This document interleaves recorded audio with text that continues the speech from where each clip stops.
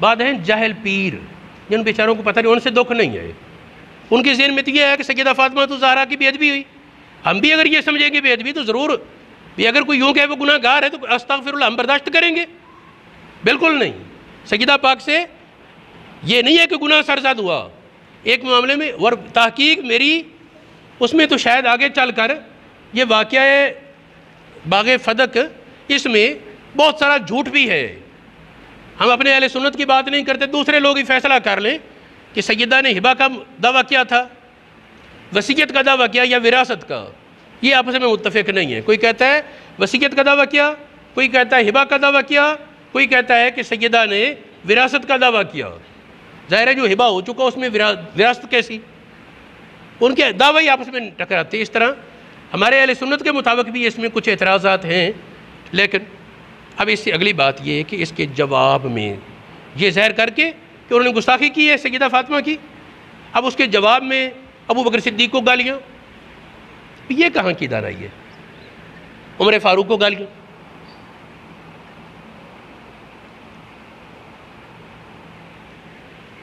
اگر بالفرض اشرف آصف جلالی سے ہٹ کر ہم بات کر رہے ہیں، کوئی سر پھرا اہل بیت اطہار میں سے کسی کی گستاخی کرے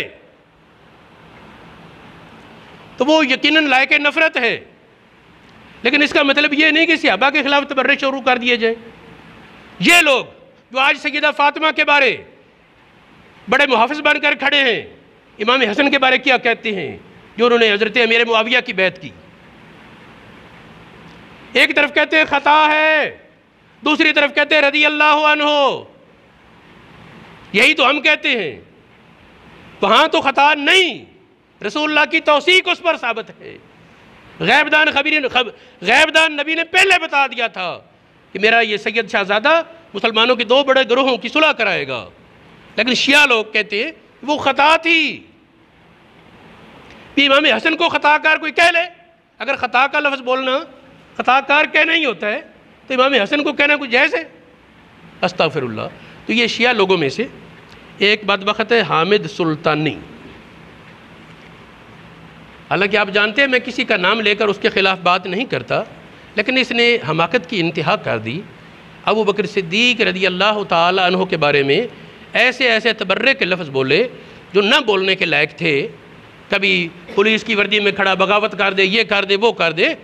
اللہ کے بندو، یہ امامت کے مسلح پر ابو بکر اپے نہیں کھڑے ہوئے، نبی پاک نے کھڑا کیا ابو بکر کو امامت کے مسلح پر۔ علی مرتضیٰ موجود تھے، کہیں سفر پر نہیں تھے، دور نہیں تھے، نبی پاک نے، سید المرسلین نے، امام الانبیاء نے اپنے مسلح پر ابو بکر کو کھڑا کر دیا۔ امامت پر کون، امامت کا حقدار کون ہے؟ امامت کا حقدار کون ہے؟ جو سب سے زیادہ علم والا ہو، جو سب سے زیادہ تقوی والا ہو، جو سب سے زیادہ فراست والا ہو۔ یہ نہیں کہ بس چند باتیں دیکھی اور بھاگ نکلے۔ ابو بکر صدیق کو جب حضرت علی کہتے ہیں ہم آپ کی فضیلت مانتے ہیں، علی مرتضیٰ نے ابو بکر صدیق کے ہاتھ پر بیعت کی۔ جاہل لوگ کہتے ہیں جی پوچھ موچھ تھا، تکیہ تھا، اوپر اوپر سے۔ میں پوچھتا ہوں پھر امام حسین بھی اوپر اوپر سے کر لیتے بیعت۔ امام حسین رضی اللہ تعالیٰ عنہ نے یزید سے ٹکرا کر اپنے خاندان کی قربانی دے کر یہ ثابت کر دیا کہ ابو بکر صدیق خلافت کے اہل تھے اور ان کی خلافت حق ہے۔ عمر فاروق خلافت کے اہل تھے، ان کی خلافت حق ہے۔ عثمان غنی خلافت کے اہل تھے، خلافت حق ہے۔ ایک اور تعجب کی بات، ایک لطیفہ بھی سمجھ لو۔ پرسوں عشاء کے وقت ایک ٹیلی فون آیا راول پنڈی کے علاقے سے، پوچھا جی آپ کیا کہتے ہیں سیدہ پر ابو بکر صدیق نے ظلم کیا ہے؟ میں نے کہا الیاذ باللہ نہیں۔ اس نے کہا یہ حق دے دیا تھا۔ میں نے کہا جی ظلم ان پر نہیں ہوا، باقی بس آپ تشریف لائے بیٹھے میرے پاس، جو میرے پاس دلائل ہے میں پیش کروں گا، زید نہیں ہے مجھے، یا آپ مجھے قائل کر لیں یا خود قائل ہو جائے۔ اس نے کہا ٹھیک ہے جی یہ مان لیا آپ کا موقف ہے، ظلم نہیں ہوا۔ دوسری بات، یہ سید کی نماز امتی کے پیچھے ہو جاتی ہے، سید کی نماز امتی کے پیچھے ہو جاتی ہے۔ میں نے کہا یہ بتاؤ کہ امام حسن اور امام حسین سے بڑا سید تو کائنات میں نہیں۔ میں نے کہا ان پاکیزہ اعلیٰ ترین سادات نے ابو بکر صدیق کی اقتداء میں نمازیں پڑھیں، عمر فاروق کی اقتداء میں نمازیں پڑھیں، عثمان غنی کی اقتداء میں نمازیں پڑھیں، اور بہت سے لوگوں کی اقتداء میں نمازیں پڑھیں، جن میں بعض فاسق مروان جیسے بھی شامل ہیں، بعد فاسق فاجر بندے بھی شامل ہیں۔ میں باقی وضاحت نہیں کی اس وقت۔ میں نے کہا کہ حضرت حسنین کریمین نے خلفائے ثلاثہ کے بعد اور بہت سے لوگوں کی بھی اقتداء میں نماز پڑھی۔ اس نے کہا جی مطلب یہ ہے کہ نماز ہو جائے گی، سید کی نماز امتی کے پیچھے۔ میں نے کہا ہو جائے گی، لیکن تمہارا یہ لفظ خطرناک ہے، اس کا تو مطلب یہ بنتا ہے کہ شاید سید امتی ہی نہیں۔ حالانکہ اگر کوئی سید یہ سمجھتا ہے کہ میں نبی پاک کا امتی نہیں، وہ تو پھر کچھ بھی نہیں، کیونکہ نبی پاک کے تعلق دو ہی تو ہیں، ایک نسب ایک نسبت۔ انبیاء کا تعلق اگر صرف نسبت کا ہو،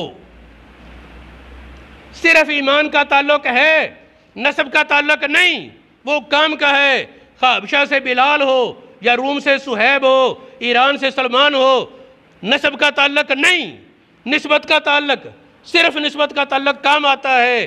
اور اگر صرف نسب کا تعلق ہو، نسبت کا تعلق نہ ہو، جیسے ابو لہب ہے، جیسے ابو لہب ہے، عتبہ ہے، عتیبہ ہے، دیگر کفار ہیں جو نسب میں نبی پاک کے رشتہ دار ہیں، ایمان کی نسبت نہیں رکھتے، ان کا نسب قطعاً کچھ فائدہ نہیں دے گا۔ ہاں جہاں نسب اور نسبت جمع ہو جائیں ان کو ہمارا 7 بار سلام، اور ہم ان کی عظمتوں کے قائل ہیں، لیکن پھر جو درجہ بندی، جو ترتیب نبی کریم علیہ السلام نے مقرر فرمائی وہ ماننی پڑے گی۔ اور علی مرتضیٰ سے جب کسی نے سوال کیا جی ابو بکر کیسے خلیفہ بن گئے، علی مرتضیٰ نے کہا وہ سوال کرنے والے سن، دین ہوتا ہے مقدم، دنیا بعد میں، دنیا دین کے تابع ہے۔ یہ البدایہ والنہایہ میں حسن سند کے ساتھ موجود ہے، تاریخ الخلفاء میں امام جلال الدین سیوطی نے بھی یہ لکھا ہے، ابن کثیر نے بھی یہ لکھا ہے، اور کئی علماء بیان کرتے ہیں۔ حضرت علی سے جب کہا گیا یہ کیسے ہو گیا، ابو بکر کیسے خلیفہ بن گئے، حضرت علی نے جو کہا وہ سنیں، وہ کہتے ہیں دین مقدم، دنیا تابع۔ نبی کریم علیہ السلام نے ہمارے دین کا امام ابو بکر کو مقرر کیا، جبکہ میں نہ بیمار تھا نہ غیر حاضر تھا۔ تو جس کو نبی پاک نے ہمارے دین کا امام پسند کر لیا، اس کو ہم نے، علی کہتے ہیں اس کو ہم نے اپنی دنیا کا امام مقرر کر لیا، کسی کو کیا اعتراض ہے۔ اور رہا واقعہ فدق کا مسئلہ، اگر کسی کو کوئی شک ہو تو آخری بات جو میں کہتا ہوں اس کی دلیل کہ یہ باغ فدق یہ حضرت علی کے دور میں بھی موجود تھا، اجڑ نہیں گیا تھا۔ یہ تو ایک زمین ہے نا، زمین ختم نہیں ہو جاتی، کوئی چوری کر نہیں سکتا۔ حضرت علی نے، حضرت امام حسن نے اس میں تبدیلی نہیں کی، ابو بکر صدیق کے طریقے سے، عمر فاروق کے طریقے سے۔ لہٰذا اگر یہ وراثت ہوتا تو حضرت علی کو چاہیے تھا اپنے بیٹوں کو ان کا حق دیتے۔